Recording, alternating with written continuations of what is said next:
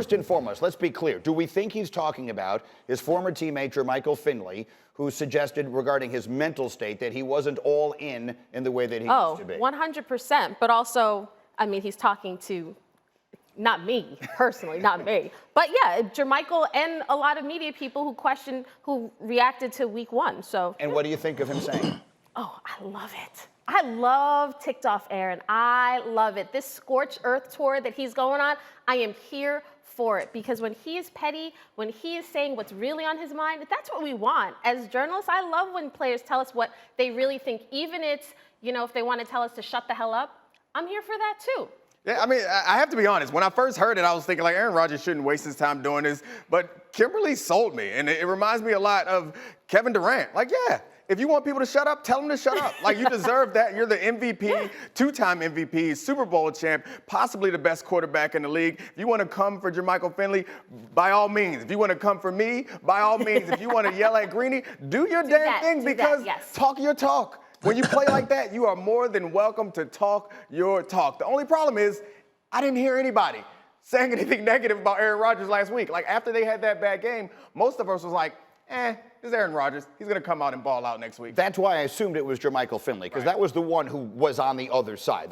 And that was the one former teammate of his. But you never know. There certainly have been a lot of words spoken about Aaron Rodgers going back over the last 6 months. Which words do you want to choose today, Tim Hasselbeck? What's your perspective on this? Well, I would say this. There were definitely people that were questioning his focus. Like, hey, this is what you did all off season. You didn't want to be there, and then you guys didn't play well week 1. And so there were certainly people that did that, which truthfully, having been in this business for over a decade, it is absurd when you criticize somebody's work ethic when you're not around them and you don't know how they're working. So I will kind of say that. All that to say, I think the people panicking on Green Bay need to chill a little bit. You think about this. Aaron Rodgers has dominated the NFL the last 3 years. 99 touchdowns and 11 interceptions over the last 3. It's absurd production. But in that stretch, like, he did have a game against Tampa last year where he threw for 160 yards and 2 picks. He did have a game in 2019 at San Francisco where he threw for 106 yards and the Packer offense scored only 8 points. Let's remember, this is pro football. Just because you're the best of the best doesn't mean you don't have games where you struggle. Like, that does happen. It just happened to be for Green Bay that it happened week 1. Yeah, that's fair. So it happens week 1, and it happens coming off of all of the tumult of this offseason. Those could be coincidental, and obviously a lot of us suppose that maybe it is not. Desmond Howard is once the MVP of the Super Bowl for the Green Bay Packers. Des, what do you think of all this? Well, first, I agree with Kimberly. We love this version of Aaron Rodgers. Not only as media people, even fans. Fans want to hear something of substance. They want to, their favorite player to give them some meat. And Aaron is being Aaron. He's being honest. He's being truthful.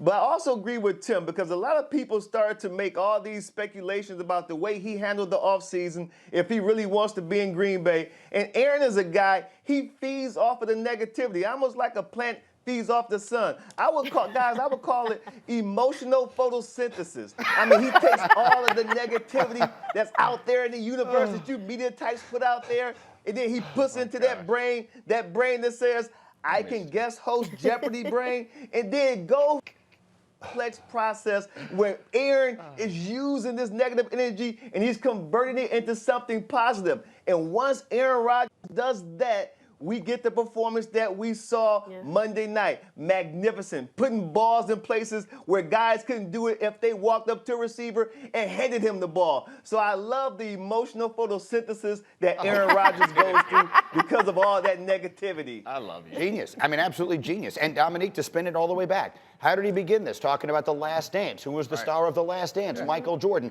Who invented ways to make themselves angry more than Michael Jordan? Yeah, he's absolutely right. And Aaron Rodgers, if he's embodying the Michael Jordan and he's going through this emotional synthesis or whatever we're calling it, then I'm all for it. And I think this is entertainment. It's about characters. I hate when we get all these robots out there. If Aaron Rodgers wants to be this guy, he wants to be this anti-villain, I love it. I always root for the villains in movies because that's the type of guy I am. I'm a second child. I'm a contrarian by nature. So I love angry Aaron much more than I love the guy who's going to walk up and say, we put the team first.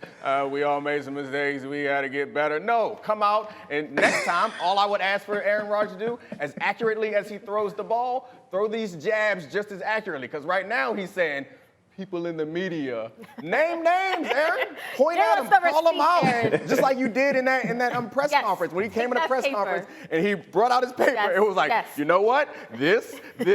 I want that. Every week, Aaron Rodgers needs to have a press conference with a notepad where he is calling people out. I love it. Me too. Hashtag emotional photosynthesis. Get it trending, people. I love it. Thank you for watching ESPN on YouTube. For live streaming sports and premium content, subscribe to ESPN+.